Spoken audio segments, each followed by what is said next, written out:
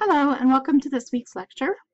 This week is going to be a continuation of last week's lecture. We're going to continue to look at general reference resources. This week we're going to cover biographical, geographical resources, and index and abstracts. And of course, biographical sources are basically biographies, information with biographical information in them.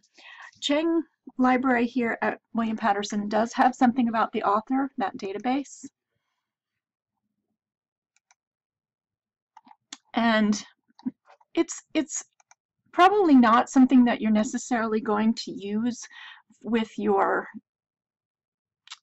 kids in high school or in any level school, because I don't know how expensive it is. I do know it's another database, although I think they do, the way it's a weirdly set up database in that they've just basically taken pictures. The way they've digitized it, as opposed to articles that you can see nicely, they've just taken kind of shots of the pages, and it's really hard to read. You can see that if you type in, we're choosing Shel Silverstein, a favorite poet for children, and you can see there's multiple entries, that they update the entry by adding another entry each time, and there was one in 2013, probably the last one since he died in 1999. This one, it goes back to 83, 97. I don't know why it's not in order of the date, 82. So when you click on it to get to the article, you can see that it's just a copy of the page. It's really simply digitized. I don't know if you're able to search within it, but they also highlight it in blue. I find it a kind of annoying database, even though the information is really good. They have material like personal information about his career, awards and honors, what he's written, an article about him, and it goes on to other people. So you can see that it could be useful for somebody. Obituaries, if you want to look up his obituaries, his periodicals, critical sources. This could be really useful actually for an English class, if you need biographical and critical sources and articles about them. You could see that this could be a great resource for students to use. You'd have to check out how much it costs and how often your students use it. Another place for biographies, a little bit broader, is Bio. This is a great online resource.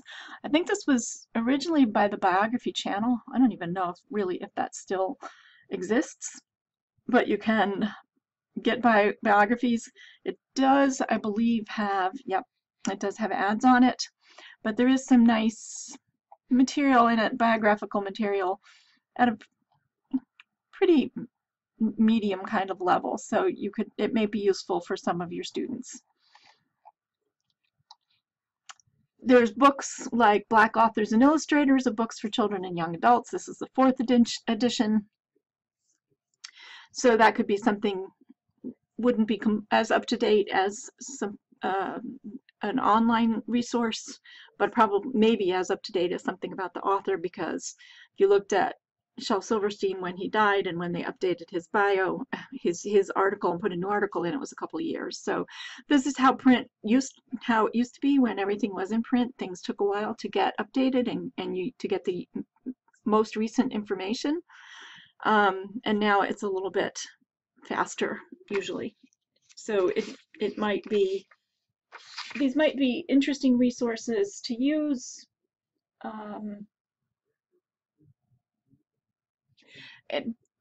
But you need to understand their limitations. And of course, individual biographies, probably every library is going to have these at the level appropriate for your students. I know in many schools, one of the classic assignments is read a biography of some famous person. And one thing you have to make sure that if somebody is going to be assigning this in a classroom, that they don't assign something that you're not able to provide for them, like 200 people reading biographies of famous women inventors, because unfortunately there's not that many biographies about famous women inventors. There should be, but there's not. Geographical sources are fun, I think. Atlases are a bound collection of maps or a bound collection of tables, charts, or plates. And we've gotten so away from print because of Google Maps that a lot of times students don't know how to use this. I think, was it Michael Leon that talked about how he had, in one of the discussions, you talked about how you had students actually write down how to get, you look up on a map and write it down rather than using Google Maps or MapQuest or whatever happens to be their choice. Waze, I think, is another popular way now for, I haven't used Waze, but I know it gets you around traffic. But atlases, I'm going to look first at paper copies, print copies of atlases, and there's a lot of different, there's atlases for different levels.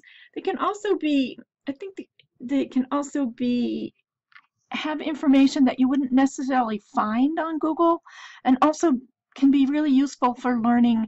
This one is Smithsonian, DK, we saw DK last week, Children's Illustrated Atlas. And it's a great place to learn how to read legends. You're not going to find a map like this on Google Maps. Is not going to give you the information that a topographical map or a map detailing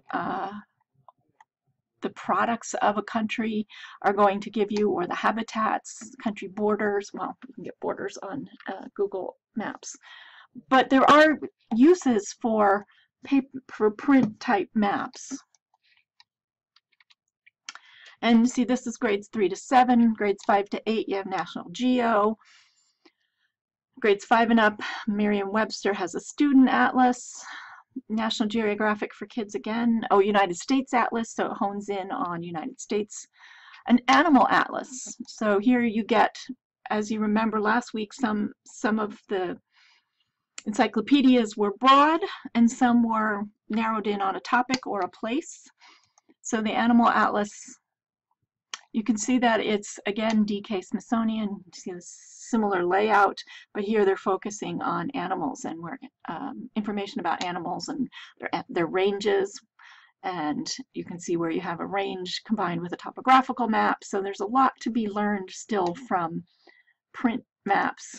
And that won't necessarily go out of date so quickly.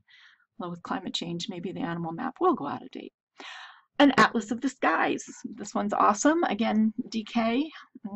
Didn't mean to find so many DK examples, but this one, and it's kind of old because it has an interactive CD-ROM, but I think it's still kind of cool to have an atlas of the planets.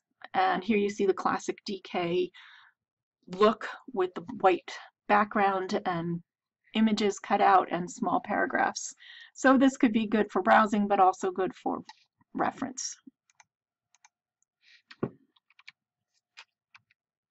Then you can also have maps of American history like this, which gives you information. It can show you where borders, historical borders were, and also maps. It could also give you movements, like the map could be of a particular battle.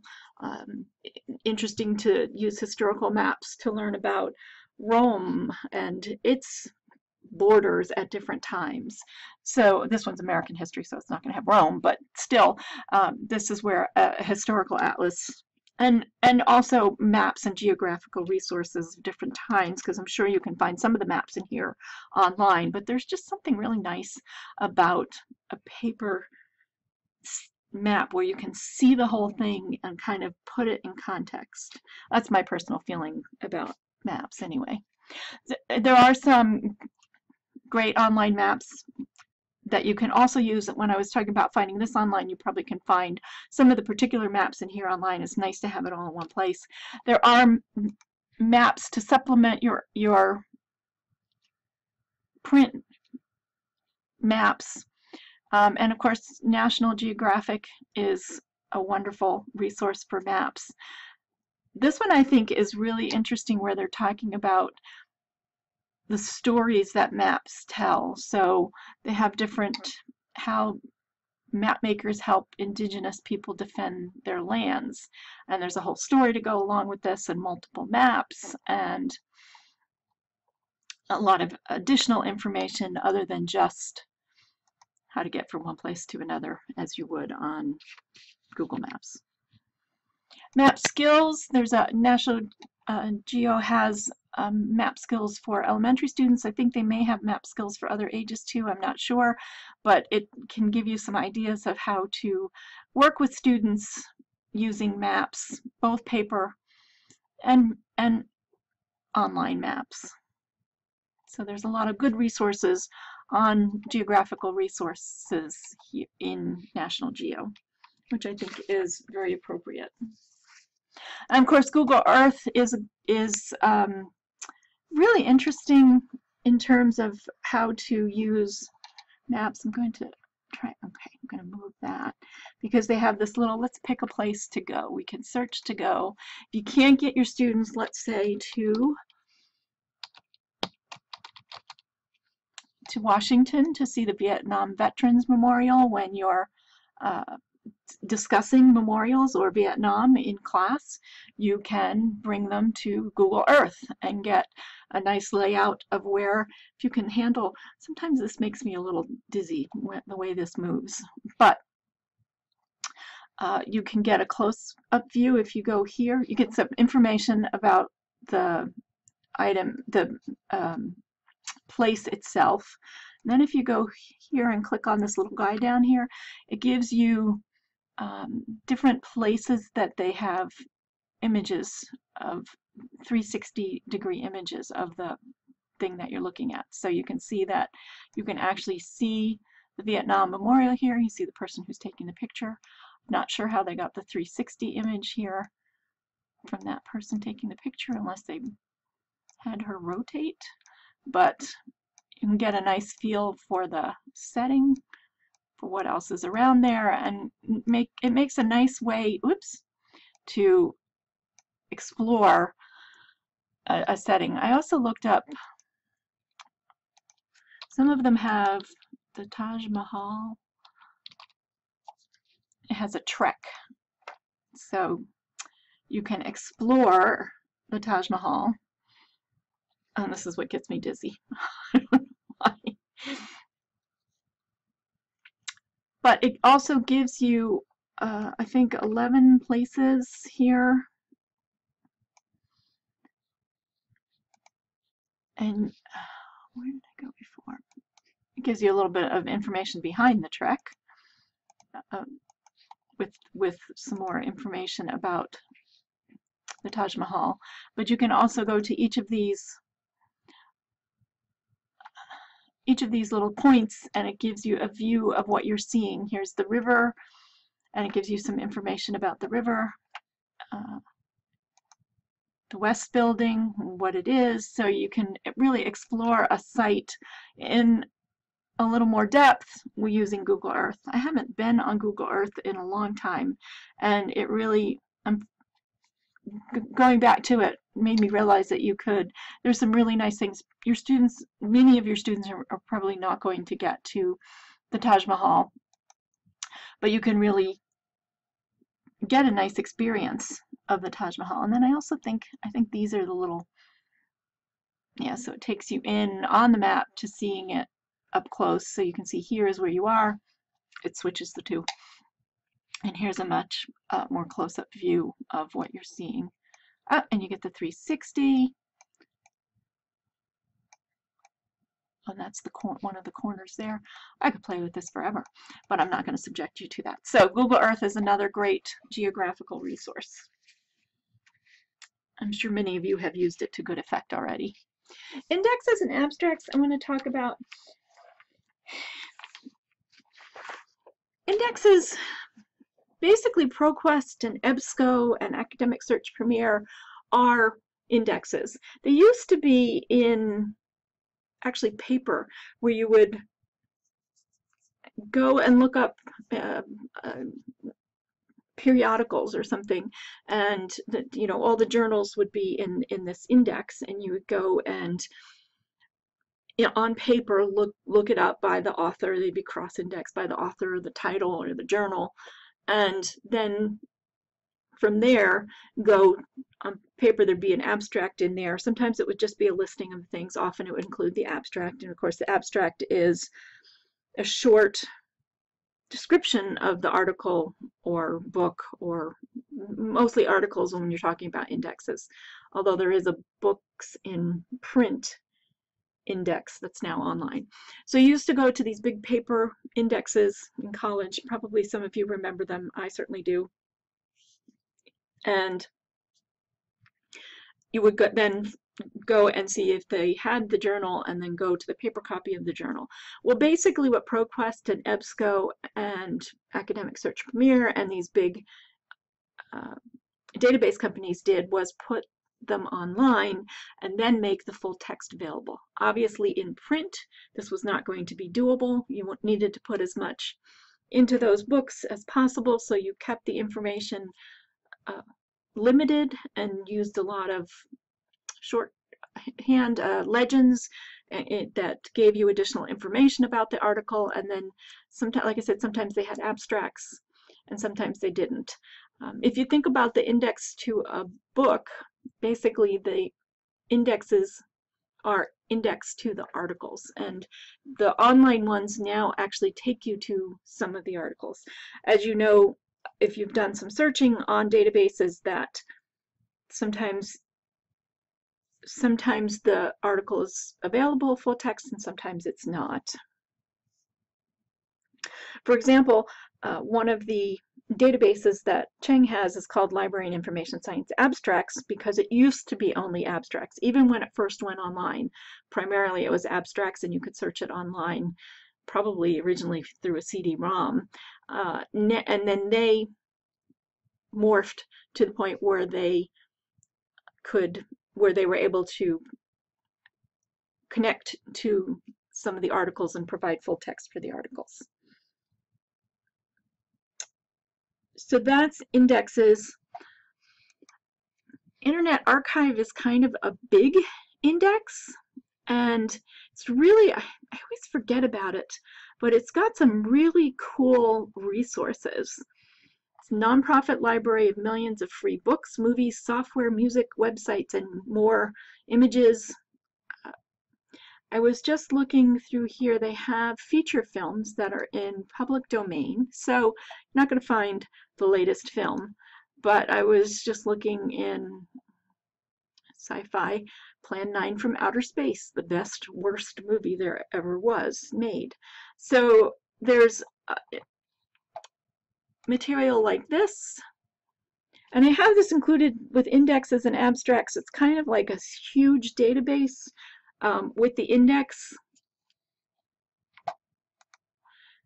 And again, databases and indexes have started to, a long time ago, started to mesh, and so they're one and the same thing. But this is worth exploring for primary sources that your students might be able to use. This is free. Anybody can access it. The other cool thing about this is the Wayback Machine. So if you go to the Wayback Machine, what they've done is they scanned the internet at certain times.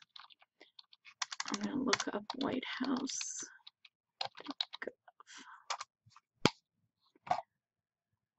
And when you search a database, when you search a website, as in whitehouse.gov, it will tell you when they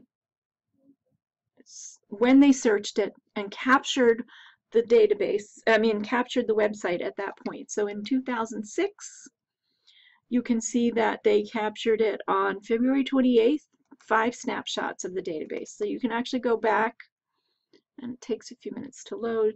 You can actually see on the Wayback Machine how the White House website looked at that point. So you see President George W. Bush and what was going on at that point, what they considered important to highlight. Sometimes you can click through to different pages that were connected. So this is a really fun resource, this Wayback Machine. And it can also give you an idea. I don't know, there's been some talk about what has changed since Obama left on the White House pages and even some of the department pages, and you can actually go back and see, was this on there before? Let's take a look. Now, I think that if a corporation or a person asks for something to be deleted from the Wayback Machine, they have to honor that request. So you might not find everything that you are looking for, but it can be a really fascinating, people have used it for stock prices, I think. If they need to find a stock price on a certain day, they try to go back and see if they can find it through this. And there can be, I can see this as a really interesting primary resource to see what was going on a particular day in a particular website. All right, that's the Internet Archive. The other thing I want to introduce you to is Jersey Clicks, which hopefully those of you who are in a library already know about. These are databases that are funded by the New Jersey State Library. The state provides funds to the New Jersey State Library. They bargain with these databases and providers and get the best price they can, and then make them available to all libraries within the state. So whatever is on here can be used by every library, school libraries, public libraries, academic libraries, any kind of library can connect to these databases. As a matter of fact, they're supposed to be geolocated, which means if somebody in the New Jersey goes onto one of these resources, it should read your IP address as being located in New Jersey and let you access the database. And you can see they have Academic Search Premier, ERIC, an image collection. I don't know much about that one. Library Information Science Lista is one of the ones that we have for that. Literary Reference Center. You'll see that Novelist K through 8. We actually, Cheng Library has Novelist K through 8 plus. They pay a little extra to get a more robust novelist version that also has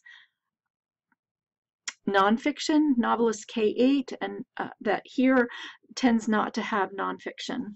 Points of View Reference Center is a good database for older students researching different sides of an issue if you have a debate team. Primary Search, Reference USA. Rosetta Stone is only available in public libraries if you have a public library card. A Teacher Reference Center is also available here. All of these can also be, if the geolocation's not working, see Reference USA, Reference USA, I guess, takes a different geolocation authentication. All of these, if you have a library card, if the geolocation's not working, or if you're out of state for whatever reason and you have your library number from a New Jersey library, you can access it that way. And you can set these up in your own school library, whichever ones, so that they're on your web page and you can go automatically to those. How you do that, I'm not exactly sure, but there is some support. Maybe under, not Jersey Clicks, URLs for libraries. I think this is where you need to go to get that. So this is the library code that you put into your website so that you can have your students access it without having to so if you want to do it by geolocation authentication, this is what you need to use as your link. And username, password authentication, you need to use that. And what's this one? Library barcode. So this is the place to go to look. I'm going to put, because I have some links here, I'm going to put the slides up on the website, up on the Blackboard so that you can link to it and get these links. That is what I wanted to cover this week in terms of biographical resources. There's a lot more than what I went over. There's just some basics. Geographical resources, which can be a lot of fun and useful and educational. And I think we need to understand, I can't do, I have to have the bigger picture on a map in order to then hone down to what Google Maps gives me. And indexes and abstracts, and JerseyClicks is really important because if you can't afford any other websites, any other databases, these are free. So there is one, Academic Search Premier would be good for older students. There's Primary Search, Middle Search Plus, Primary Search is here. Novelist K8 would be good for your teachers, and Teacher Reference Center for your teachers, and Literary Reference Center for your older students. So there's, you should be able to have something for your students through JerseyClicks, even if you can't afford to pay for databases other than these. Okay, so discussion. We are working on week 4 discussion, which is back to a piece of paper here that I lost. Week 4 discussion when you're talking about searching, when you did the searching. Okay, found my notes. So I just want to mention we're going to be doing more on evaluating websites next week. I think that came up because it was in the chapter that I wanted you to read in general, but we were going to do a more in-depth exploration of ways to evaluate websites next week. Sounds like you guys did pick up some tips about searching that you'll be using in the future. It's always a good reminder to me to not forget some of the skills. I tell you, the one I use the most is quotes. That is by far and away what I use the most when I'm searching Google and not doing a focused research search. But you can use it to capture a phrase, the whole thing. You can have 2 phrases in quotes so that it gets the 2 phrases. So it's really very versatile, and it works in databases, Google, and so far. Allison, good tip about filtering for size when doing an image search, something I didn't realize you could do. I thought it was interesting, I think Pamela mentioned about speaking into the computer for an answer in Google. I guess that's kind of a natural evolution for kids with Alexis and Siri and Google Assistant and Bixby and 100 other kinds of voice things.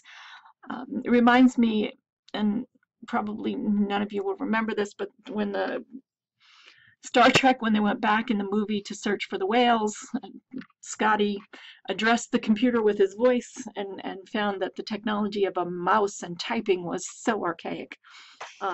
So I wonder if eventually they'll come up with a way to indicate Boolean searching when using speech. So maybe spelling out capital A, capital N, capital D or something. A good point about FactMonster and ads, and you noticed I mentioned with biography we have ads.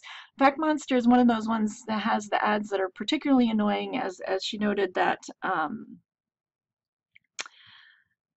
they look like they're part of, they look more like they're part of the interface, kind of like Google and Yahoo do, where you know, you kind of have to look, particularly with Yahoo, you have to look carefully about where the ads end and where the results that aren't ads start.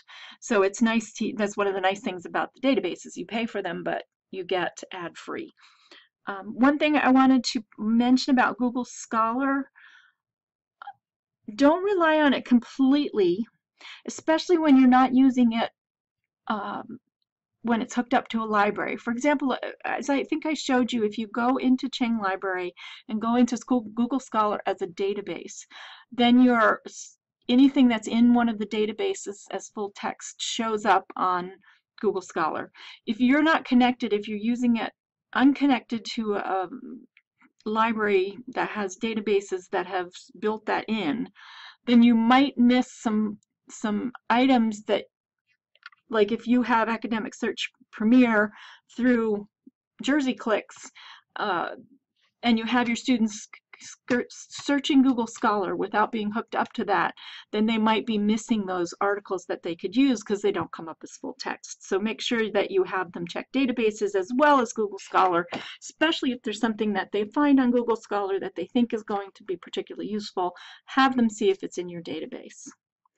And Guy and others made a point about first resultsitis, where students search, first thing that pops up, first result, whether it's an ad, whether it's for something completely off the topic because their keywords or subject words weren't good when they were searching. This is the first one it gives me. It must be the right thing. So it's a really good point about teaching students to look beyond the first result or the first page. There's many people. There was a research done on how many people don't go beyond the first page, and it's quite a large number. Sometimes if the first page doesn't look promising, you can skim the first page and say, I need to change my search terms to get something more focused, and then do another search, which might show up with more promising first results, and then continue to look through several pages. If you find it on the third and fourth page or the second page, then maybe you can again redo your search so that it comes up on the first page, and then you know your results are probably more relevant. Control F is a good strategy also. I like that idea to look and see if where in the results your keywords are showing up. Sometimes the databases will give you your keywords, and some databases will give you keywords highlighted so you can see when you go into an article, but Control F is really useful in many. Sometimes it's, you have an article that comes up that you think is going to be useful, and it turns out you do the Control F and it turns out there's one mention of the person or the thing that you're looking for on the 15th page of the article. So Control F can be, which is for find, Control F can be a good strategy, or Command F if you're on a Macintosh. And Colleen, thanks for the links to more search tips and tricks. You certainly can find many more that I didn't show you, and decide which ones you want to use, and have fun with searching. All right, thank you very much, and I will see you on the discussion board.